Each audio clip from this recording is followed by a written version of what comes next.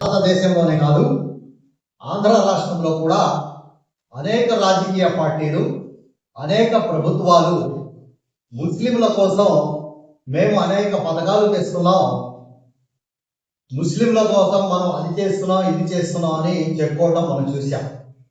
అలాగే ప్రతి ఒక్కరు, ప్రతి రాజకీయ నాయకులు, ప్రతి పార్టీ వారు ఏం చెప్తారంటే ముస్లింలకు విద్య వర్గాల్లో ఎక్కువ శాతం వెనుకబడిన వర్గాల్లో ముస్లిం వర్గం కూడా ఉంది కాబట్టి ముస్లింల అభివృద్ధి జరగాలంటే విద్యారంగంలో ముస్లింలు ముందుకు రావాలి అని ప్రతి ఒక్క రాజకీయ పార్టీ కూడా ఇదే మాట చెప్తుంది.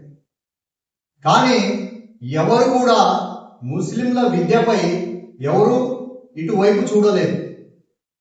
మన రాష్ట్ర ప్రభుత్వం, తెలుగుదేశం పార్టీ ప్రభుత్వం, నారా చంద్రబాబు నాయుడు గారి నాయకత్వంలో ఉన్న ఈ ప్రభుత్వం ముస్లింల కోసం మనం ఏం చేయాలి, ముస్లింలు అభివృద్ధి చెందాలంటే మొట్టమొదటిది విద్యారంగంలో ముస్లింలు అభివృద్ధి చెందాలి అని ఆలోచించి ఏం చేయాలని ఆలోచిస్తున్నప్పుడు మనం ఇంకొక మాట కూడా మాట్లాడాలి. వక్ఫ్ బోర్డు చైర్మన్లు ఆంధ్ర రాష్ట్రానికి, ఉమ్మడి ఆంధ్ర రాష్ట్రానికి కానీ ఆంధ్ర రాష్ట్రానికి కానీ అనేక వక్ఫ్ బోర్డు చైర్మన్లు వచ్చారు, రావటం వక్ఫ్ బోర్డు ఆస్తులను కాపాడటం, చెప్పడం, వెళ్ళిపోవడం జరిగింది.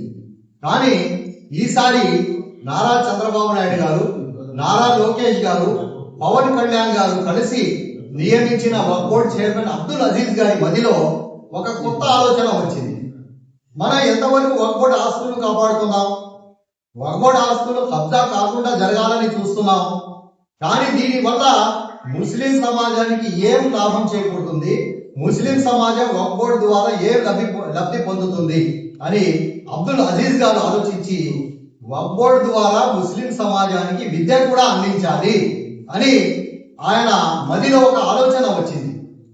అబ్దుల్ అజీజ్ గారి మధ్యలో వచ్చిన ఆలోచనలో మన ఐటీ విద్యాశాఖ మంత్రి నారా లోకేష్ గారు బలపరిచి, మన మైనారిటీ మంత్రి ఎన్ఎండి ఫారూక్ గారు, అలాగే అహ్మద్ షరీఫ్ గారు అబ్దుల్ అజీజ్ గారు చెప్పిన ఆలోచన చాలా బాగుందని దానికి ఒక రోడ్ మ్యాప్ చేసి ఇది అమలులో పెట్టాలని చెప్పడం, నారా లోకేష్ గారు దీనికి అంగీకరించడం, ఒక బృహత్తరమైన మంచి పథకం ఈరోజు ఆంధ్ర రాష్ట్రానికి వచ్చింది.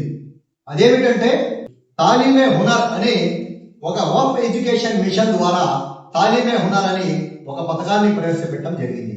దీని ద్వారా 10వ తరగతి చదువుకున్న పిల్లలు ఎవరైతే ఈ సంవత్సరం 10వ తరగతి పాస్ అయ్యారో ఆ పిల్లలకు ఒక టాలెంట్ టెస్ట్ పెట్టి ఆ టెస్ట్ లో పాస్ అయిన వాళ్లకు 500 మంది విద్యార్థులకు ఎటువంటి రుసుము లేకుండా, ఒక్క రూపాయి కూడా ఖర్చు లేకుండా కార్పొరేట్ విద్యాలయాల్లో, విద్యా సంస్థల్లో హాస్టల్తో సహా వాళ్లకు భోజనం ఉచితం, బట్టలు ఉచితం, పుస్తకాలు, విద్య అన్ని కూడా ఒక్క రూపాయి ఖర్చు లేకుండా 2 సంవత్సరాలు ఇంటర్మీడియట్ లో విద్య అందించాలని వక్ఫ్ బోర్డు నిర్ణయించడం జరిగింది.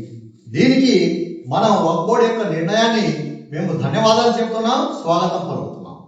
ఇటువంటి బృహత్తరమైన పథకం భారతదేశంలో ఎక్కడా కూడా లేదు. టాలెంట్ టెస్ట్ 17వ తారీఖున టెస్ట్, దీనికి ప్రతి జిల్లాలో కూడా ఈ టెస్ట్ ఏర్పాటు చేయడం జరిగింది.